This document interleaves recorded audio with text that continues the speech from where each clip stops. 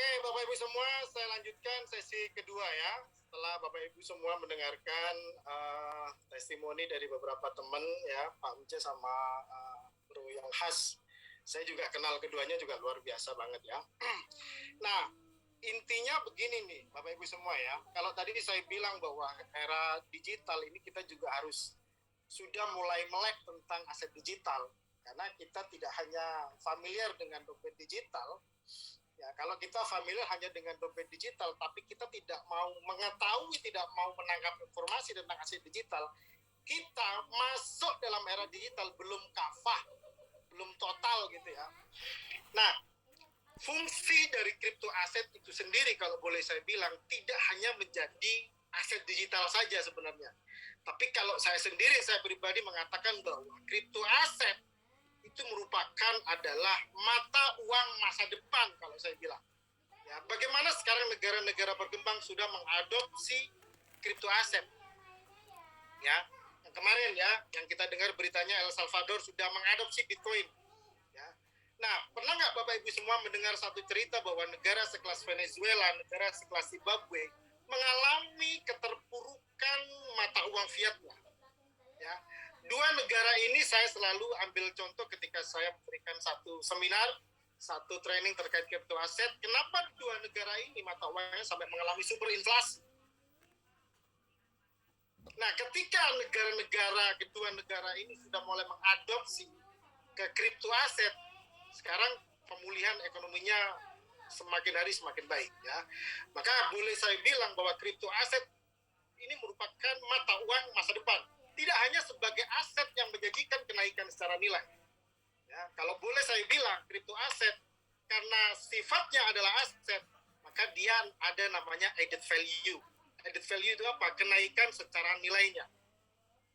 Saya ambil contoh ketika saya pertama kali masuk di Reward City di program VD ini, bulan Mei tahun 2020 harga Bitcoin masih Rp7 per satu Bitcoin.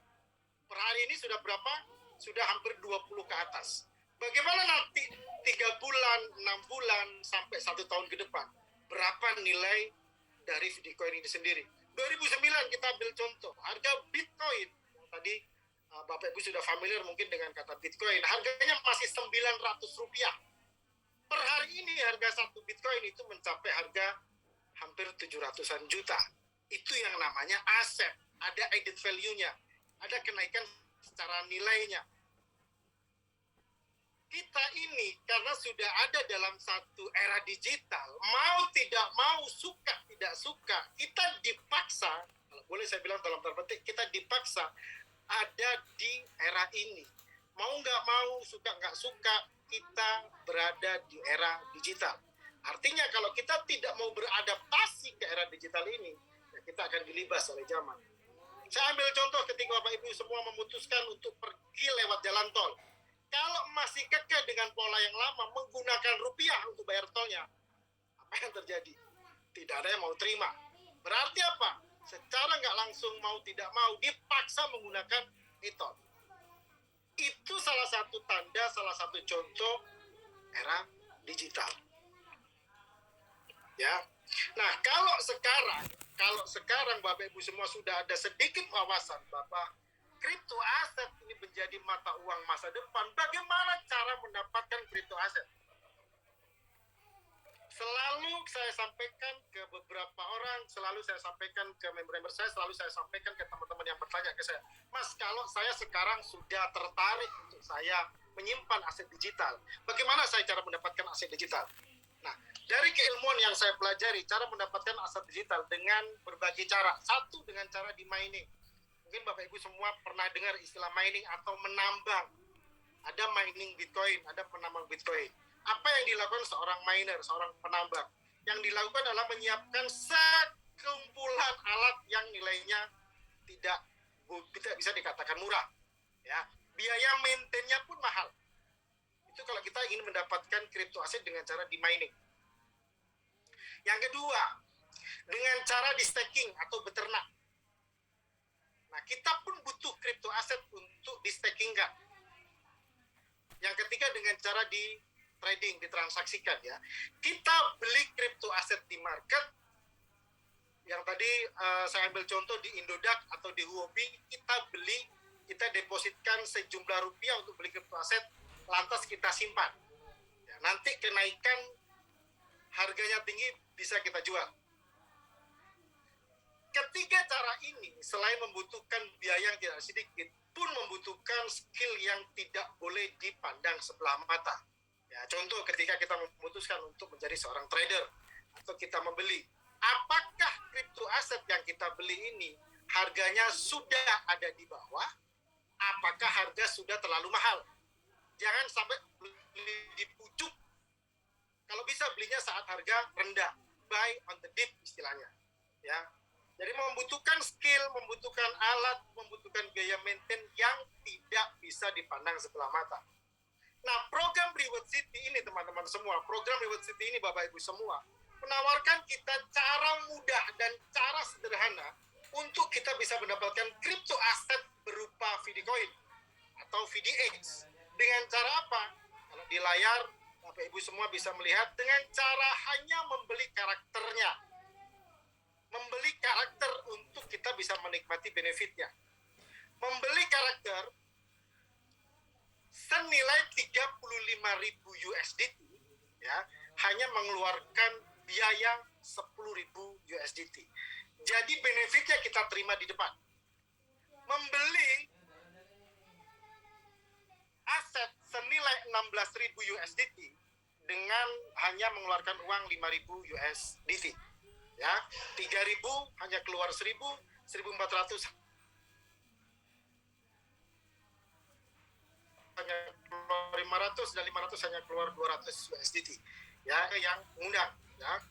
Nah, kalau kita breakdown ke bawah, sebenarnya modal atau reward yang dikeluarkan kalau kita membeli yang saya ambil contoh yang 1.000 USDT ya, untuk kita mendapatkan langsung di depan kita mendapatkan 3.000 USDT.